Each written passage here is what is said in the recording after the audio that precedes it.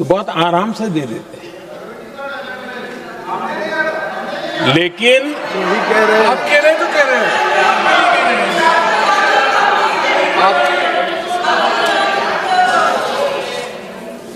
पंचायतों में आरक्षण देना है तो आराम से देते हैं, क्योंकि उसमें उनको खुद का पद जाने का डर नहीं लगता है।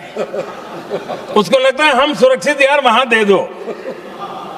ये उस समय गलियारों में बहुत चर्चा थी कि बोले कभी नहीं करेंगे यहां बैठे हुए। क्यों? क्योंकि उनका कुछ जाएगा। और इसलिए और बगे पंचायत का हो जाता है, 50% तक पहुंच गए। मैं राजनीतिक दृष्टि से और भी एक बात समझाना चाहता हूं साथियों। आज से 25 साल 30 साल पहले जिसने भी विरोध किया तो विरोध राजनीतिक सतह से नीचे नहीं गया था। आज ऐसा समझने की गलती मत करना। पिछले 25-30 साल में ग्रास रूट लेवल पे पंचायती चुनाव व्यवस्थाओं में जीत करके आई हुई बहनों में एक पॉलिटिकल कॉन्शियसनेस है। वे ओपिनियन मेकर हैं ग्रास रूट लेवल पे। 30 साल पहले वो शांत रहती थी, बोलती नहीं थी, समझती थी, बोलती नहीं थी। आज वो वोकल है। और इसलिए अब जो भी पक्ष विपक्ष होगा, वो जो लाखों बहनें कभी न कभी पंचायत में काम कर चुकी है, प्रतिनिधित्व कर चुकी है, जनता के सुख दुख की समस्याओं को गहराई से देखा है, वो आंदोलित है। वो कहती हैं कि झाड़ू कचरा वाले काम में तो हमें जोड़ देते हो, वो तो परिवार में भी पहले होता था। अब हमें निर्णय प्रक्रिया में जोड़ो। और निर्णय प्रक्रियाएं विधानसभा में और पार्लियामेंट में होती है।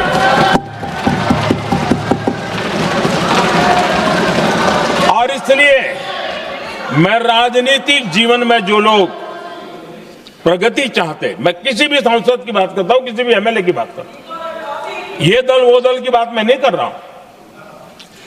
जो भी राजनीतिक जीवन में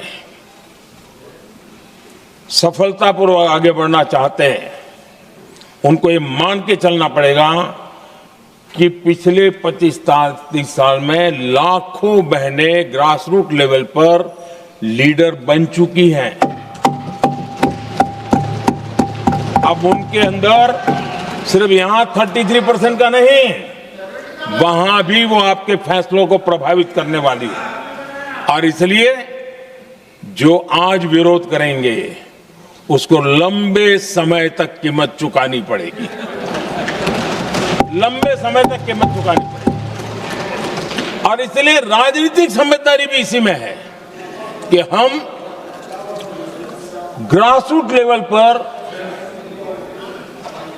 महिलाओं की जो पॉलिटिकल लीडरशिप खड़ी हुई है, उसको आपने अब कंसीडर करना पड़ेगा।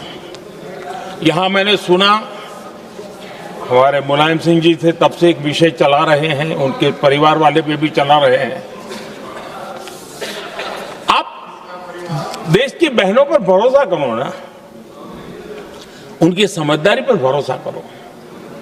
एक बार 33% बहनों को यहां आने दो, आकर के उनको निर्णय करने दो, किसको देना है, किसको नहीं देना है, इस वर्ग को देना, उस वर्ग को देना, करेंगे वो निर्णय।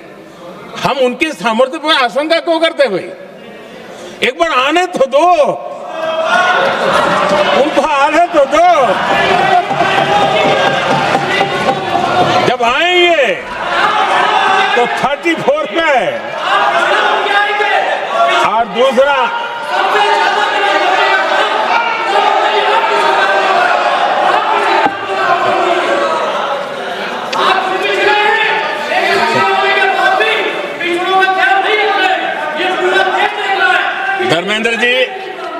धर्मेंद्र जी, मैं आपका बहुत आभारी हूं कि आपने मेरी पहचान करा दी।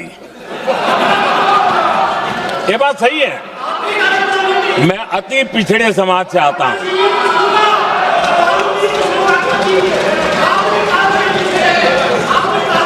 धर्मेंद्र जी, मैं आपका बहुत आभारी हूं और अखिलेश जी मेरे मित्र हैं तो कभी कभी मदद कर देते हैं।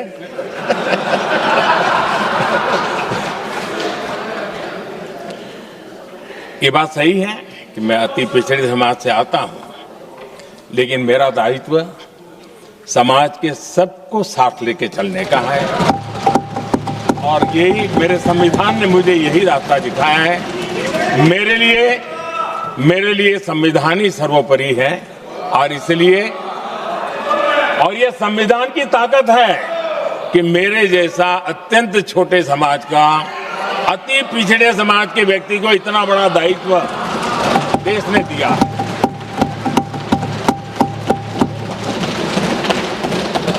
और इसलिए मैं तो देशवासियों का ऋणी हूं और मैं तो संविधान निर्माताओं का ऋणी हूं कि जिसके कारण आज मैं यहां हूं।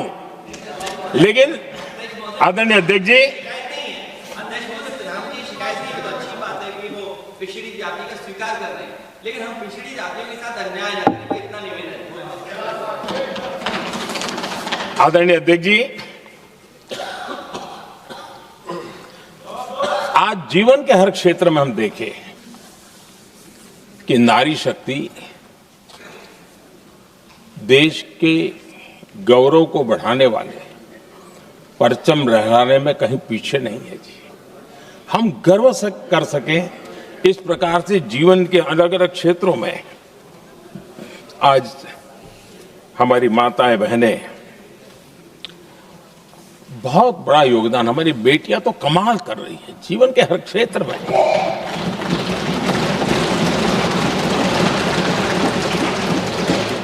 इतना बड़ा सामर्थ्य, उसको हम हिस्सेदारी से रोकने के लिए क्यों इतनी ताकत खपा रहे हैं जी? उनके जुड़ने से सामर्थ्य बढ़ने वाला है। और इसलिए मैं आज अपील करने आया हूं आपके पास कि इसको राजनीति के तराजू से मत तोलिए। ये राष्ट्रहित का निर्णय है।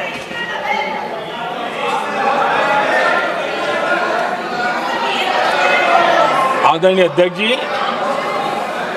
आज का हमारे सामने अवसर एक साथ बैठ करके एक दिशा में सोच करके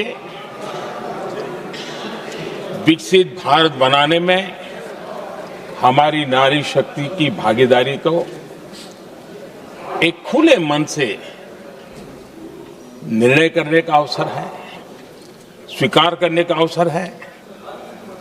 और मैंने जैसा पहले ही कहा कि आज पूरा देश और विशेष करके नारी शक्ति हमारे निर्णय तो देखेगी, लेकिन निर्णय से ज्यादा हमारी नीयत को देखेगी। और इसलिए हमारी नीयत की खोट देश की नारी शक्ति कभी माफ नहीं करेगी।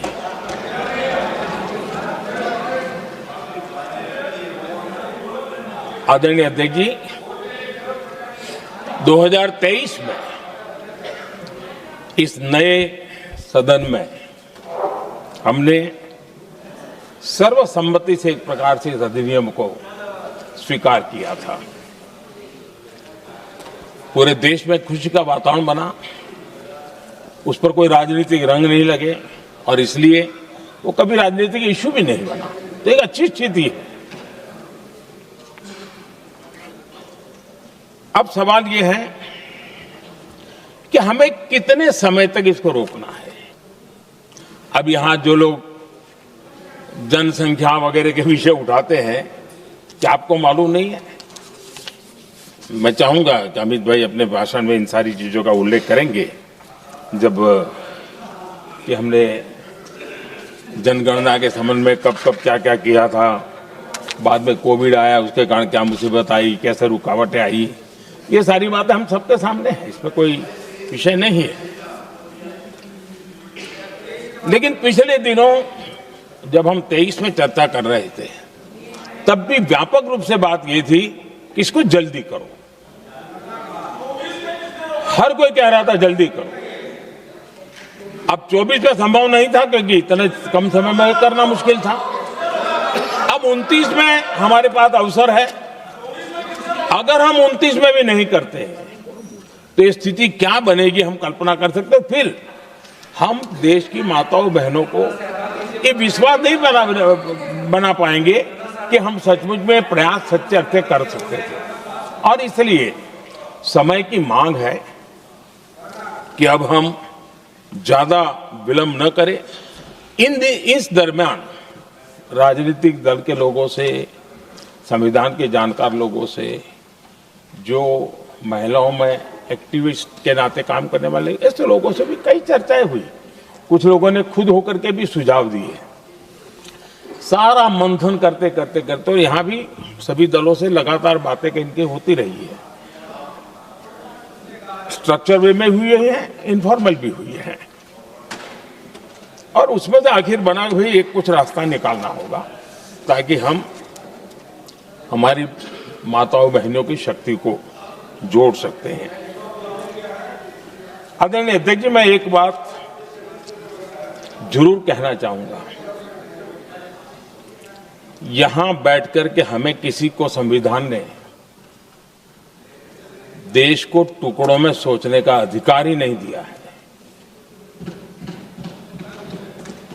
जो शपथ लेके हम बैठे हैं ना, हम सबको एक राष्ट्र के रूप में विचार करना हमारा दायित्व बनता है। चाहे कश्मीर हो या कन्याकुमारी, हम टुकड़ों में न सोच सकते हैं न टुकड़ों में हम निर्णय कर सकते हैं। और इसलिए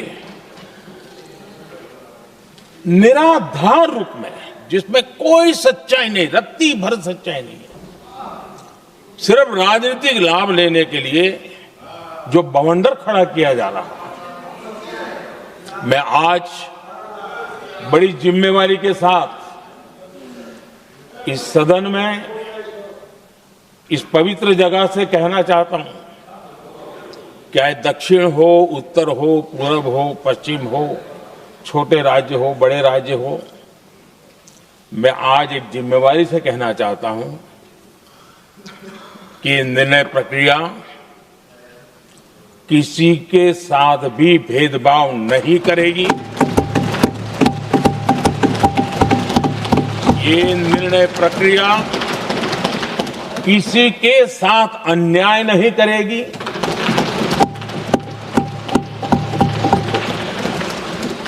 भूतकाल में जो सरकारें रही और जिनके कालखंड में जो परिसीमन हुआ और जो अनुपात उस समय से चला आ रहा है, उस अनुपात में भी कोई बदलाव नहीं होगा और वृद्धि भी उसी अनुपात में होगी।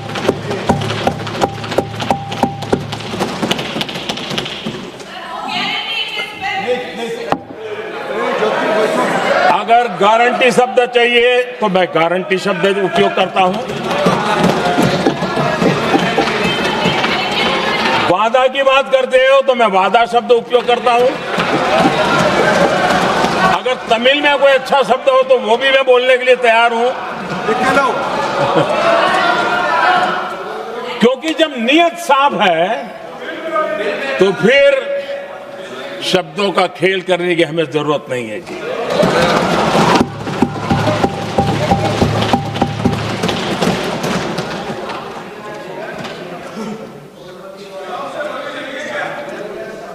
आदरणीय अध्यक्ष जी, मैं आज सदन के सभी साथियों को ये भी कहना चाहता हूं कि साथियों, हम भ्रम में न रहे।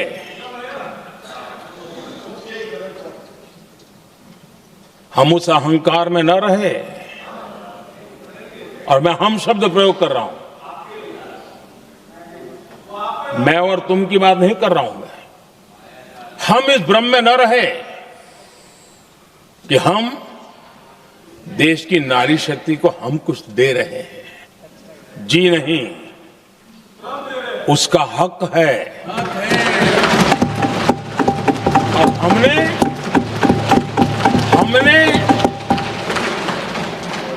कई दशकों से उसको रोका हुआ है।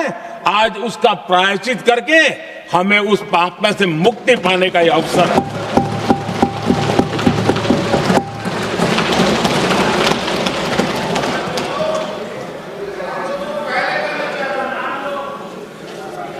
हम सब जानते हैं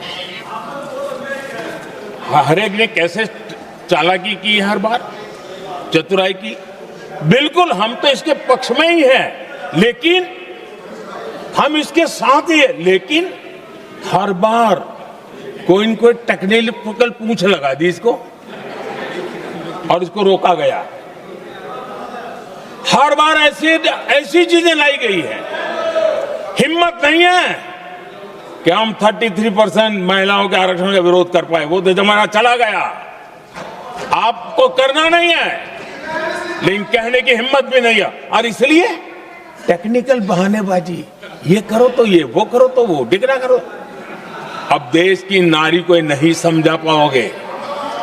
सदन में नंबर का खेल क्या होता है वो तो समय तय करेगा, लेकिन ये पक्का है कि अब इन भांति भांति के बहानेबाजी, भांति भांति टेक्निकल मुद्दों के आधार पर चीजों को उलझा करके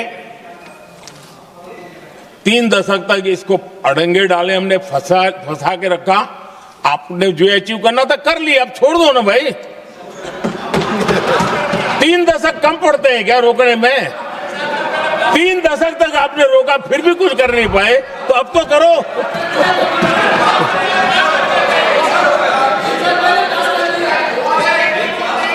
आदरणीय अध्यक्ष जी,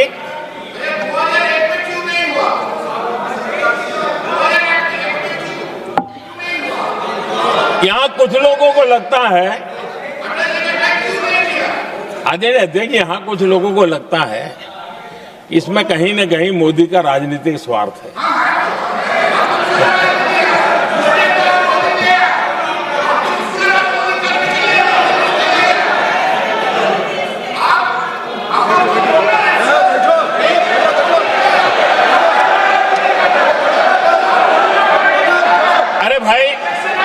इनको बोलने दीजिए, वहां पर बेचारे को मुंह पे ताला लगा हुआ है, वो बगल में कोई बोलने नहीं देता उसको।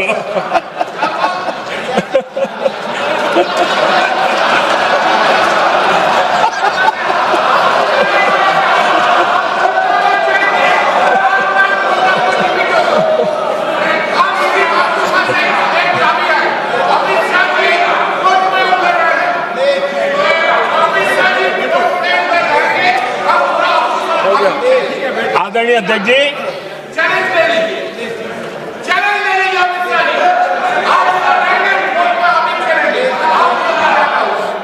आदरणीय अध्यक्ष जी,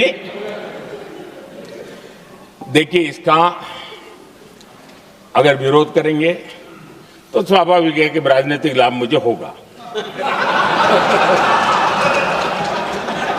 लेकिन साथ चलेंगे तो किसी को भी नहीं होगा, ये लिख के रखो। किसी को नहीं रहेगा, क्योंकि फिर अलग पहलू हो जाता है, फिर किसी को फायदा नहीं होता। और इसलिए हमें क्रेडिट नहीं चाहिए। जैसे ये पारित हो जाए, मैं कल एडवर्टाइजमेंट दे करके सबका धन्यवाद करने के लिए तैयार हूं, सबकी फोटो छपवाने के लिए तैयार हूं। क्रेडिट आप ले लो, चलो। क्रेडिट की चिंता है क्या है जी, ले लो ना क्रेडिट। आपको जिसकी फोटो छपवानी है सरकारी खर्चे से हम करवा देंगे।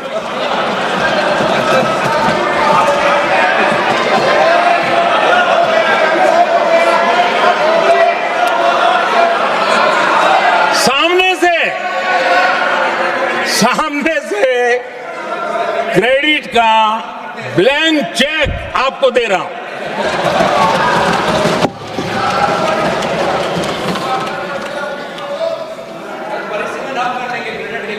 आदरणीय अध्यक्ष जी, हमारी संसदीय लोकतंत्र में महिलाओं की भागीदारी ये सिर्फ आंकड़ों का खेल या एक लोकतांत्रिक व्यवस्था में सुधार इतना सीमित नहीं है। लोकतंत्र की जननी के रूप में, मदर ऑफ डेमोक्रेसी के रूप में ये निर्णय भारत का कमिटमेंट है, ये सांस्कृतिक कमिटमेंट है।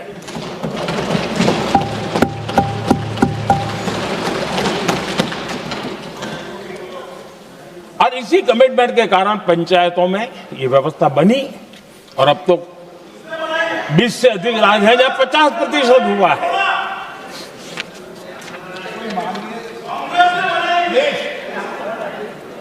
और हमने अनुभव किया है, मुझे लंबे अरसे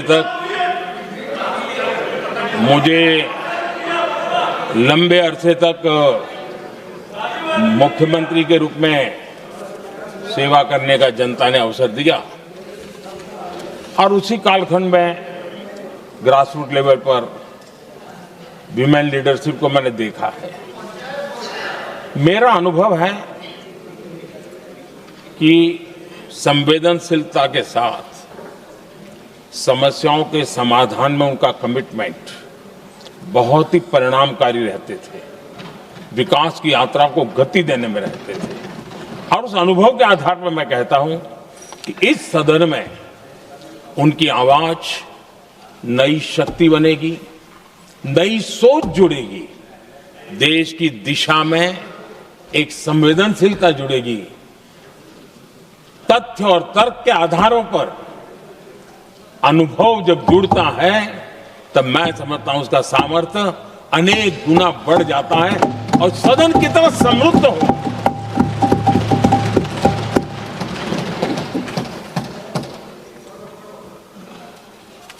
आदरणीय अध्यक्ष जी, हमारे देश में अनुभवी नारी शक्ति की कोई कमी नहीं है, सामर्थ्यवान में कोई कमी नहीं। हम भरोसा करें वे कंट्रीब्यूट करेंगे, बहुत अच्छा कंट्रीब्यूट करेंगे। और आज भी जितनी हमारी बहनें यहाँ हैं, जब भी उनको अवसर मिला है उन्होंने बहुत अच्छे ढंग से अपनी बात बताई है, सदन को समृद्ध किया है। आदरणीय अध्यक्ष जी, आज देश में वर्तमान में देश में 650 से ज्यादा पंचायतें, डिस्ट्रिक्ट पंचायत, करीब 250 महिलाएं उसका नेतृत्व कर रही और केंद्र के कैबिनेट मिनिस्टर से ज्यादा उनके पास जिम्मेवारी और धन और व्यवस्था होती है, काम करती है जी। करीब 6,700 ब्लॉक पंचायतों में 2700 से अधिक ब्लॉक पंचायत ऐसी हैं जिसका नेतृत्व महिलाओं के हाथ में है। आज देश में 900 से अधिक शहरों में अर्बन लोकल बॉडीज की हेड के रूप में मेयर्स हो या स्टैंडिंग कमेटी का काम देखने वाली बहनें हैं, उनकी ताकत है। और मैं मानता हूं कि आज देश जो प्रगति कर रहा है उस प्रगति में इनका भी महत्वपूर्ण योगदान है। उस ऋण को हमें स्वीकार करने का ये अवसर है। और जब ये अनुभव सदन के साथ जुड़ेगा तब वो अनेक गुना ताकत बढ़ा देगा। आदरणीय अध्यक्ष जी, एक लंबी प्रतीक्षा एंड एक प्रकार से हम सबके लिए सवालिया निशान पैदा हो, ऐसी परिस्थिति हम ही लोगों ने पैदा की है। ये अवसर है कि हम पुरानी जो कुछ भी मर्यादाएं रही होगी, मुश्किलें रही होगी, उसे बाहर निकले, हिम्मत के साथ हम आगे बढ़े और नारी शक्ति का राष्ट्र के विकास में उनकी सहभागिता को हम सुनिश्चित करें। और मैं पक्का मानता हूं कि अगर आज हम मिलकर के निर्णय करते हैं, और मैं तो आग्रह करूंगा कि हमें सर्वसम्मति से इसको आगे बढ़ाना चाहिए। और जब सर्वसम्मति से बढ़ता है तो ट्रेजरी बेंच पर एक दबाव रहता है जी, उनको भी लगता है भाई सबका इसमें हक है, हर एक की बात मान के चलो, कोई नुकसान नहीं है। सामूहिक शक्ति से तो अनेक परिणाम हमें अच्छे मिलते हैं। आदरणीय अध्यक्ष जी, मैं ज्यादा समय न लेते हुए इतना ही कहूंगा कि इसको राजनीति के तराजू से न तोलें। हम जब भी कुछ निर्णय करने जा रहे हैं तो देश के इतने बड़े देश का आधा जिम्मा जो उठा रहे हैं उनका भी कोई हक बनता है यहां आने का, हमें रोकना नहीं चाहिए। और दूसरा, संख्या के संबंध में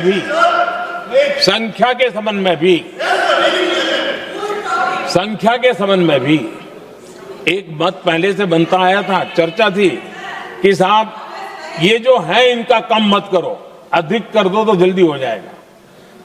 वो अधिक वाला विषय वो आया है कि चलो भाई पैसे जो संख्या थी 33% और बढ़ा दो, ताकि किसी को ऐसा न लगे कि मेरा हक चला गया।